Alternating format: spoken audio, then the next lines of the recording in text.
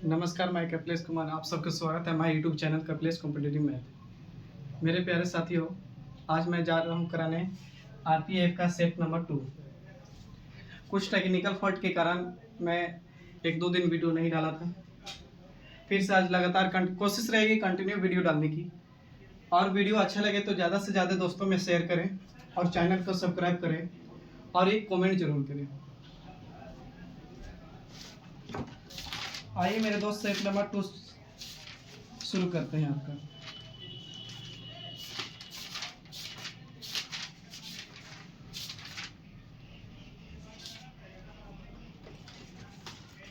Set number 2 कह रहा था मेरे दोस्त। सेट नंबर 2 क्या था बाबू? सेट नंबर 2 का क्वेश्चन नंबर 87 था आपका कि एक दुकानदार एक वस्तु को 88 रुपये में खरीदता है। एक दुकानदार एक वस्तु को कितना रुपये में खरीदता है बाबू? तो 88 रुपये में खरीदता है। और उसे बेच कितना रुपया में देता है? तो 66 रुपया में बेचता है। 66 रुपया में बेचता है। सीपी यानी कॉस्ट प्राइस, एसपी मतलब सेलिंग प्राइस। सीपी और एसपी मेरे दोस्त समझिए क्या होता है कि जिस मूल्य पर कोई भी वस्तु को आप खरीद रहे हैं, जिस मूल्य पर कोई भी वस्तु आप खरीद रहे हैं उसे कोई आप बोलते हैं बाबू तो क्रय मूल्य बोलते हैं, नहीं कॉस्ट प्राइस कहते हैं। लेकिन जिस मूल्य पर कोई भी वस्तु को आप बेच रहे हैं ना, तो उसको क्या बोलते हैं? तो विक्रय मूल्य बोलते हैं, मतलब सेलिंग प्राइस बोलते हैं। तो देखिए, लाभ यानी प्रॉफिट, हानि यानी लॉस। प्रॉफिट और लॉस तो दोस्तों लोग ने भी सिखा देते हैं। जैसे जाइए, मान लीजिए किसी दोस्त को आप 500 रुपया दिए, कुछ दिन बाद 400 रुपया दे रहा है, तो आपको प्रॉफिट हुआ कि लॉस? आप समझ रहे हैं बात को? तो यहाँ कह रहा है, क्वेश्चन है कि किसी ने बाबू इतना रुपया में खरीदा, अब इतना रुपया बेच दिया, तो प्रॉफिट कितना के हुआ बाबू कि लॉस हुआ? तो प्रॉफिट हुआ कि लॉस हुआ? आप बताइए। आप मान के चलिए कि 10 रुपये में मार्कर खरीदे, 10 रुपये मार्कर खरीदे और बेच दिए कितना रुपये में? 15 रुपये में। तब प्रॉफिट हुआ कितना रुपया? तो 5 रुपया। लेकिन आप खरीदे 10 में, बेचे 5 में, तो क्या हुआ? लॉस। यानी जिस मूल्य पर कोई भी वस्तु को आप खरीदिएगा उससे ज्यादा मूल्य में कोई भी वस्तु को बेचिएगा तो प्रॉफिट होगा। लेकिन जिस मूल्य में खरीदिएगा उससे कम मूल्य पर बेचिएगा तो क्या होगा मेरे दोस्त? तो लॉस होगा। तो प्रॉफिट बराबर फॉर्मूला होता है, प्रॉफिट बराबर फॉर्मूला होता है मेरे दोस्त, प्रॉफिट परसेंट। प्रॉफिट बराबर की बात करेंगे ना, फॉर्मूला होता है काची, तो एसपी माइनस सीपी। लॉस बराबर पूछे कि फॉर्मूला क्या होता है, तो लॉस बराबर होता है सीपी माइनस कुछ होता है तो एसपी। अब बोले ना हमें पूछना है loss percent, profit percent, loss percent. यहाँ लॉस परसेंट, तो लॉस परसेंट बराबर फॉर्मूला होता है लॉस बटे में सीपी गुने क्या होता है मेरे दोस्त? तो कॉस्ट प्राइस।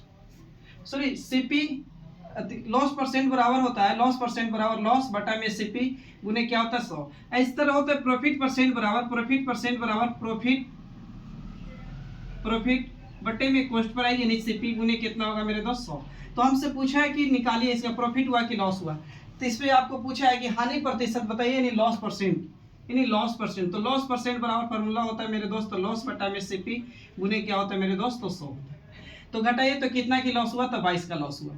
तो 22 का लॉस हुआ कितना से मेरे दोस्त? 88 से गुने कितना से मेरे दोस्त? तो 100। तो काटेंगे 22 से कम 22 चौके कितना कट जाएगा? तो 88। अब 4 से काटेंगे तो कितना बार में? 25%। एक मतलब कितना परसेंट लॉस हुआ मेरे दोस्त? तो 25%। आइए नेक्स्ट क्वेश्चन पे बात करते हैं।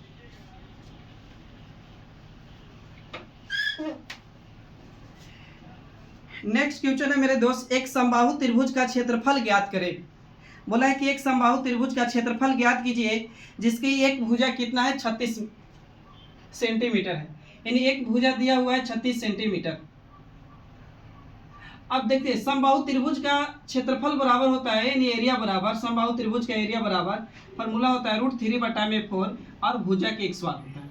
तो बाबू मेरे दोस्त √3 बटा में 4 रहेगा, √3 बटा में 4 भुजा के x वार यानी 36 गुने 36 कितने बार मेरे दोस्त? तो 2 बार। काटेगा इसको तो 9 चौके 36, इधर गुना कर दीजिए 9 गुने 36। तो 9 गुने 36 करेंगे मेरे दोस्त, 9 गुने 36 तो 9 छक 54 की हो जाएगा कितना? 4 और 9 तिया कितना हो जाएगा? 27। 9 चौके 36 की कितना? ठीक है ना, गुना करिए 9 छक 54 की 4 हाथ में कितना? 5 और 9 तिया 27, 27 में 5 जोड़िए 27, 28, 29, 31, 32 यानी 300 कितना होगा मेरे दोस्त? 24। 324 और इधर गुना करेंगे तो कितना होगा? तो 324 अंडर रूट कितना मेरे दोस्त? तो 3 आपका आंसर होगा, यानी ऑप्शन बी करेक्ट होगा। आइए नेक्स्ट क्वेश्चन पे बात करते हैं। नेक्स्ट क्वेश्चन है माय डियर फ्रेंड्स, करा कि एक आयत की चौड़ाई 50 सेंटीमीटर है और इसका विकर्ण बाहु दिया हुआ है 130 सेंटीमीटर है, तो इसकी परिधि क्या होगा। आयत की थोड़ी सी बात करें, थोड़ा सुन। आयत के मतलब होता है बाहु क्या, जिसकी आमने सामने की भुजा बराबर हो। आयत मीन्स आमने सामने की भुजा बराबर हो। इस वाली भुजा इस वाली की भुजा के बराबर होगी, इस वाली भुजा इस वाली भुजा के बराबर होगी। लेकिन प्रत्येक कोण की बात करेंगे तो 90 डिग्री। प्रत्येक कोण कितना डिग्री का मेरे दोस्त, तो 90 डिग्री। प्रत्येक कोण 90 डिग्री। यहाँ से इस कोण मिलाएगा तो ये विकर्ण कहलाता है, विकर्ण। तो ये 90 डिग्री यहाँ बना हो, तो 90 डिग्री के सामने वाली बड़ी भुजा यानी हाइपोटेनियस हो जाएगा। तो हाइपोटेनियस यानी काची हो जाएगा तो कर्ण हो जाएगा, और कर्ण हमेशा बड़ी भुजा होता है, समझे। अब आइए यहाँ क्षेत्रफल पूछे कि आयत का क्षेत्रफल क्या होगा, तो L गुने B होता है आयत का क्षेत्रफल। आयत का परिमाप पूछेंगे तो क्या होता है, तो 2 × L + B। आइए मेरे दोस्त, इतना से काम हो जाएगा। आपको क्वेश्चन कहा था कि एक आयत जिसकी चौड़ाई 50 सेंटीमीटर, एक आयत है जिसकी चौड़ाई 50 सेंटीमीटर और इसका विकर्ण दिया हुआ है कितना है, 130। इसका विकर्ण 130 सेंटीमीटर। यहाँ 90 डिग्री बन रहा है, तो बहुत सामने इसका बड़ी भुजा हाइपोटेनियस, ये हो गया बेस, तो परपेंडिकुलर निकालना है। एक हाइपोटेनियस x बार वाला फॉर्मूला होता है परपेंडिकुलर x बार प्लस बेस x बार। अब हमको निकालना है परपेंडिकुलर x बार इधर लीजिएगा तो हाइपोटेनियस x बार माइनस बेस x बार जाएगा उधर, और इस पे लगाइएगा फार्मूला पे बन जाएगा। दूसरी तरीका शॉर्ट में बता के चल रहा हूँ मेरे दोस्त, आपको कुछ ट्रिपलेट बता रहे हैं कि 3, 4, 5 समकोण त्रिभुज का ट्रिपलेट है। फिर होता है 6, 8, 10 समकोण त्रिभुज का ट्रिपलेट है। 5, 12, 13 समकोण त्रिभुज का ट्रिपलेट है। अब देखिए काची है, तो इसको रेशियो लीजिए आप 50 का 130 का, 1 0 से 1 0, तो 5 अनुपात कितना है मेरे दोस्त, 13। तो आप सोचिए कि ट्रिपलेट में 5, 13 कहाँ देखे, तो आप 5, 13 नहीं देखते, 5, 12, 13, 5, 12, 13। इसका मतलब अब 5, 12, 13, तो बाबू 5 का कितना गुना, तो 10 गुना। तो बाबू 5 का 10 गुना, 13 का 10 गुना, तो 12 के भी कितना गुना होगा, तो 10 गुना। तो 12 के 10 गुना करेंगे तो 100 कितना, 20। एक मतलब इस वाली परपेंडिकुलर 100 कितना रहा मेरे दोस्त, 20। अब आइए समझिए बात। आपसे पूछा क्या कि परिमाप, तो परिमाप बराबर फार्मूला होता है 2 × L प्लस क्या होता है मेरे दोस्त, B। 2 × L + B। बैठाइएगा बाबू, 2 तो रहेगा, L का मान आ गया आपको कितना, 120, और B पता है आपका कितना, 50। जोड़ेंगे तो 170, 170 गुने 2 करेंगे तो 70 गुने के कितना, 34, 1 0 आउ, इतना सिंपल। आइए नेक्स्ट क्वेश्चन पे बात करते हैं।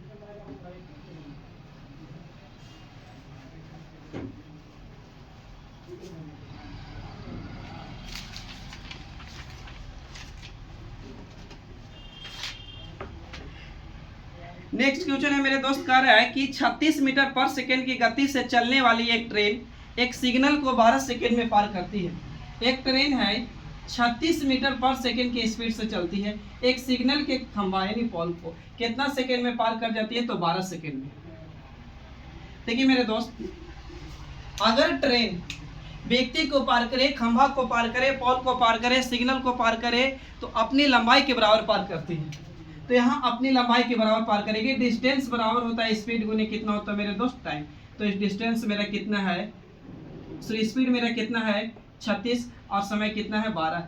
नियत बराबर है, गुना कर दीजिए 36 गुने 12। तो गुना करेंगे तो वर्ष कितना हो जाएगा 72, और बढ़ती कितना हो जाएगा 36। इधर कितना हो जाएगा 2, और इधर होगा 7 और 6 कितना 13 के 3, ये कितना 4, यानी 400 कितना हो जाएगा मेरे दोस्त 32, यानी 432 मीटर आपका आ जाएगा दूर। ट्रेन की लंबाई 432 मीटर। आइए नेक्स्ट क्वेश्चन पे बात करते हैं।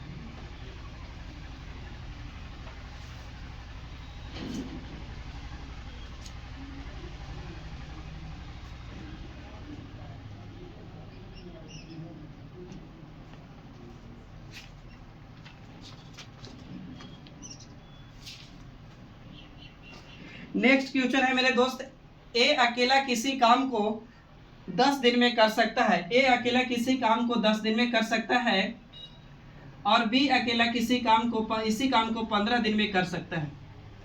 और कहा गया है कि ए और बी 4200 रुपये में करने का ठेका लेते हैं। ए और बी 42 रुपये में करने का ठेका लेते हैं और सी की सहायता से 5 दिन में करते हैं। सी के सहायता से, इसका मतलब कि ए प्लस बी काम कर रहा है बाबू, सी के सहायता से कितना दिन में करते हैं? 5 दिन में।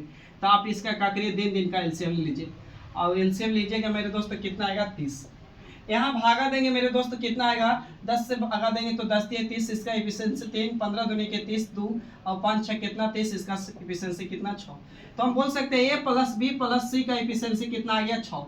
आपसे बोला था ए किसी काम को 10 दिन में करता है, बी 15 दिन में करता है और सी की सहायता से काम इतना दिन में समाप्त होता है, और ए और बी को 4200 रुपया में करने के लिए ठेका लिए। तो पूछा है कि सी कितना हिस्सा मिला, सी का हिस्सा।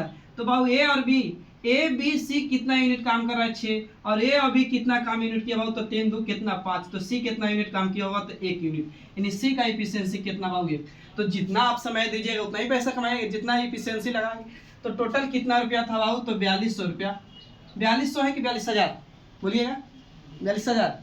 42,000 हम कहेंगे टोटल एफिशिएंसी मेरे दोस्त कितना? 6। एफिशिएंसी सी का कितना है? 1 गुना कर दीजिए, 6 से काटेंगे 6 7 42 गुने कितना बाबू? 7, यानी 7,000 रुपया आएगा सी का हिस्सा। आइए नेक्स्ट क्वेश्चन पे बात करते हैं।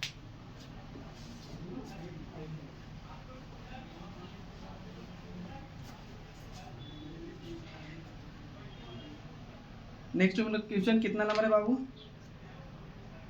अच्छा 114। कह रहा है बाबू कि समान लंबाई वाली 2 ट्रेनें समांतर पटरिया पर एक ही दिशा में 44 किलोमीटर प्रति घंटा और 32 किलोमीटर प्रति घंटा की चाल से चल रही है, एक दूसरे को 72 सेकेंड में पार करती है। तो प्रत्येक ट्रेन की लंबाई मीटर में क्या है? मेरे दोस्त 2 ट्रेन है, एक ई है और एक ई है, और दोनों समांतर पटरिया पर चल रही है, एक ही दिशा में चल रही है 44 किलोमीटर प्रति घंटा से, आई चल रही है 32 किलोमीटर प्रति घंटा से। पहले 44 32 की 32 44 44 32, एक दूसरे को कितना सेकेंड में पार कर जा रहा है? तो 72 सेकेंड में। आइए मेरे दोस्त, अगर ट्रेन को पार करे, पुल को पार करे, पुलिया को पार करे, सुरंग को पार करे या अन्य प्लेटफॉर्म को पार करे, अन्य ट्रेन को पार करे, तो अपनी लंबाई प्लस उसकी लंबाई जुड़ जाती है। देखिए मेरे दोस्त, मान के चलिए कि ट्रेन ई ट्रेन है, अब ई ट्रेन है, ई ट्रेन आ रही है, तो ई ट्रेन यहाँ से चलना स्टार्ट की होगी, तो यहाँ से ऐसे गई होगी, तो ये अपनी अभी तक पार ट्रेन नहीं की है, तो यहाँ से यहाँ आके पार की हुई, तो यहाँ से आई, तो यहाँ से यहाँ खुद दूरी चली और इस दूरी चली, तो दूरी क्या होगी? तो जुटेगी। तो मेरे दोस्त, अब दोनों ट्रेन की समान लंबाई, तो इसकी लंबाई x मान दीजिए, तो इसकी भी लंबाई कितना? x, और डिस्टेंस बराबर होता है मेरे दोनों, डिस्टेंस बराबर क्या होता है? तो स्पीड गुने क्या होगा? टाइम। एक चीज अलग से बात कर लीजिए, किलोमीटर प्रति घंटा में रहेगा तो स्पीड तो गुना करिएगा 5/18 से, और मीटर पर सेकेंड में रहेगा तो गुना करिएगा 18 कितना से? 5 से। कहाँ से आए? चैप्टर में पढ़ाए हैं, देख लीजिएगा। आइए मेरे दोस्त, जुटेगा दूरी तो 100 x जोड़ेंगे तो कितना हो जाएगा मेरे दोस्त? 2x। स्पीड कितना हो? घटेगा, रिलेटिव स्पीड। एक से समझिएगा, अगर ट्रेन एक ही दिशा में जाती है तो चाल घटता है, और विपरीत दिशा में जाती है तो ट्रेन का चाल क्या होता है? जुड़ता है। तो ट्रेन तो एक ही दिशा में जा रही है तो चाल घटेगा, तो घटाएंगे बाबू तो कितना आ जाएगा? तो 44 माइनस 32 करने पर यहाँ 2 यहाँ 1, यानी 12 किलोमीटर प्रति घंटा। चेंज करेंगे बाबू 5/18, टाइम कितना मेरे दोस्त? तो 72। तो काट दीजिए 18 चौके 72, 4 5 कितना? 20, और 20 गुने 12, 12 दूनी के 24, 200 कितना मेरे दोस्त? 40, 240। 2x बराबर 240, तो काटेंगे तो x बराबर कितना? 120, यानी प्रत्येक ट्रेन की लंबाई 100 कितना आ गया मेरे दोस्त? 20। इसका भी 100 कितना? 20। आइए नेक्स्ट क्वेश्चन पे बात करते हैं माय डियर फ्रेंड्स।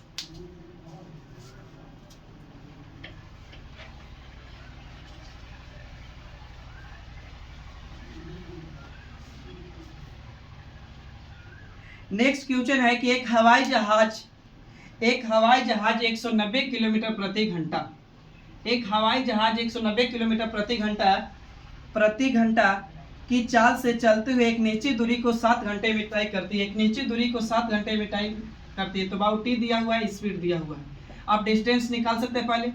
तो डिस्टेंस बराबर क्या होगा बाबू? तो डिस्टेंस बराबर स्पीड गुने काची टाइम, स्पीड गुने टाइम। तो 190 गुने कितना मेरे दोस्त? 7, यानी दूरी हो गया इतना। अब करा कि यही दूरी को हवाई जहाज 4.3/4 घंटा में 4.3/4 घंटा में किस स्पीड से तय करेगी। तो चर्चों के 16 16 3 कितना 19, 19 बट्टा में कितना मेरे दोस्त 4 4 पलट के कहा जाएगा ऊपर।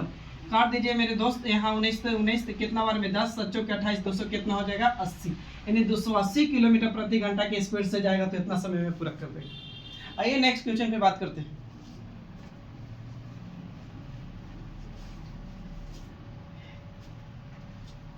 नेक्स्ट नंबर क्वेश्चन कितना है मेरे दोस्त 99। कह रहा हूं कि एक परीक्षा में एक विद्यार्थी उत्तीर्ण होने के लिए 35% अंक लाने अनिवार्य है। कह रहा है कि एक विद्यार्थी को परीक्षा में उत्तीर्ण होने के लिए 135% लाना है, यानी उत्तीर्ण होने के लिए मतलब कि पास होने के लिए, यानी पासिंग परसेंट कितना है मेरे दोस्त तो 35%। और एक विद्यार्थी 145 नंबर लाता है, 145 नंबर लाता है और फेल हो जाता है कितना नंबर से 23 नंबर, 23 अंकों से अनुत्तीर्ण हो जाता है। 23 अंकों से अनुत्तीर्ण होता है मतलब फेल होता है।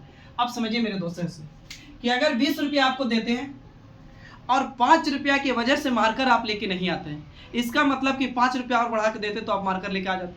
तो हो क्या रहा है कि पास होने के लिए उत्तीर्ण प्रतिशत कितना है बाबू 35। एक विद्यार्थी 145 अंक लाता है लेकिन 23 अंक से फेल हो रहा है, इसका मतलब 23 अंक लेके आता बंदा तो पास हो जाता। तो इसको बाबू आप पास करा दीजिए, और पास की तुलना पास से तो जोड़ेंगे तो 5 3 कितना 8 मेरे दोस्त, और 4 2 6 और कितना हो जाएगा 1, यानी 168 लाएगा पास होगा। पास की तुलना पास से किताब करा से 168 तो ऊपर हम कहेंगे 35, तो कहाँ नीचे कुल प्रतिशत का कुल अंक बोला अधिकतम नंबर तो गुना करेंगे कितना से 100 से। काटिए मेरे दोस्त कटेगा तो 5 से काटिए, 5 7 35, 5 से काटेंगे 20 500, 5 से कटेगा ही 7 दूनी के 14 बच जाएगा यहाँ पे कितना 2 7 के 28, 24 दूनी के 48, 400 कितना अंक लाएगा तो 80 तक पास हो जाएगा। अधिकतम नंबर 400 कितना है 80। आइए नेक्स्ट क्वेश्चन पे बात करते हैं।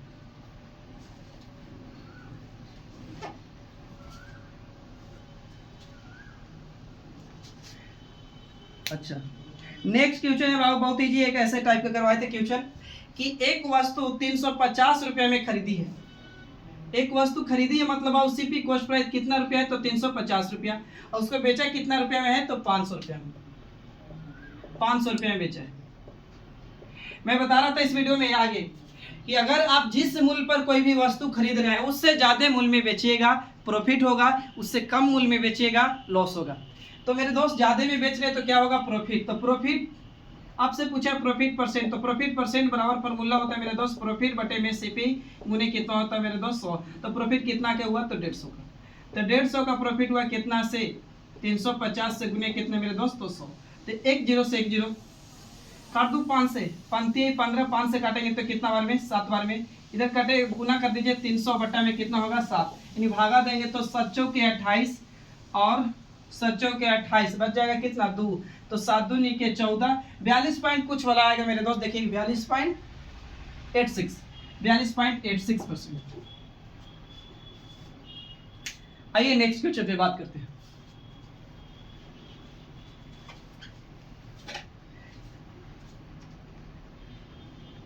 नेक्स्ट क्वेश्चन है मेरे दोस्त कि 12 व्यक्ति, एक फार्मूला बता दे रहे हैं आपको कि M1 D1 H1 बटे में बाबू W1 बताएंगे M2 D2 H2 बटे में W2। प्रथम आदमी प्रथम दिन प्रथम घंटा हमेशा यहाँ रखेंगे ऊपर में, दूसरे आदमी दूसरे दिन दूसरे घंटा यहाँ रखेंगे, और काम कहाँ जाएगा नीचे, काम हो इफिशियंसी हो नीचे। आप साफ सुथरा से याद रखिए एक बात कि आदमी दिन घंटा ऊपर जाएगा लेकिन काम कहाँ आएगा नीचे। तो क्वेश्चन में कह रहा है मेरे दोस्त कि 12 व्यक्ति है, 12 व्यक्ति 20 मीटर लंबी गड्ढा, तो 20 मीटर लंबी गड्ढा यानी काम है कितना दिन में करता है बाबू, खानता है खोदता है तो 18 दिन में, 18 दिन में नहीं 8 दिन में, 8 दिन में 12 करा कि 12 आदमी 20 मीटर लंबी गड्ढा 8 दिन में खोदता है, तो उसी चौड़ाई की गड्ढा को 30 मीटर गड्ढा को 6 दिन में कितने आदमी खोदेंगे नहीं पता है M2। कैलकुलेशन करिए 1 0 से 1 0 मेरे दोस्त, 3 से काटेंगे 3 दूनी के 6, यहाँ से काटेंगे कितना बार में कट जाएगा तो 4 बार में, यहाँ से काटेंगे 2 दूनी के 4, इधर और कटेगा तो 12 दूनी कितना हो जाएगा 24, यानी M2 बराबर कितना होगा मेरे दोस्त 24। आगे बढ़ जाए।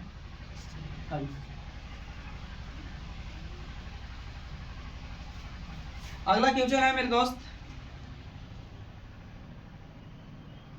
इसको तो एलसीएम निकाल लीजिएगा 95 का। बोल रहा है एक और क्वेश्चन कर लीजिए, 40% और 20% की दो क्रमिक छूट दी जाती है तो समतुल्य बट्टा क्या करें? या तो सक्सेसिव लगा दीजिए, फॉर्मूला यहाँ लगा दीजिए, formula x plus y minus x into y बट्टे में कितना होता है 100। अति समतुल्य इक्विवेलेंट डिस्काउंट बराबर फॉर्मूला होता है। तो कहा है कि पहले 40% और पहला 40% और दूसरा 20% का दो क्रमिक छूट देते हैं लगातार। तो मेरे दोस्त बैठाइएगा 40 प्लस 20 माइनस 40 गुने कितना होगा 20 बटे में कितना होगा मेरे दोस्त 100। तो 1 0 से 1 0 1 0 से 1 0 4 दूनी कितना 8, इधर जुड़िएगा तो कितना 60 में से बाबू 8 घटा दीजिए कितना आ जाएगा 52, यानी 52%। और बच रहा है क्वेश्चन नहीं। तो आज के लिए इतना ही रखते हैं माय डियर फ्रेंड्स। वीडियो अच्छा लगा हो तो ज़्यादा से ज़्यादा शेयर करें, चैनल को सब्सक्राइब करें और कमेंट जरूर करें।